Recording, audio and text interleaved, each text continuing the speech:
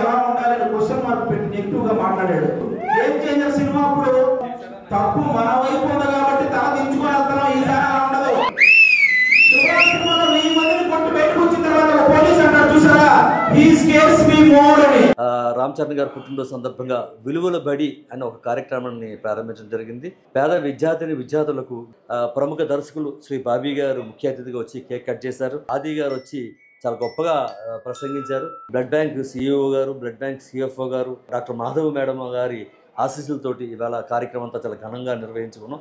ఈనాటి కార్యక్రమంలో పాల్గొన్న ప్రతి ఒక్కరికి పేరు పేరున హృదయపూర్వక ధన్యవాదాలు తెలియజేస్తాం. జై చిరంజీవ.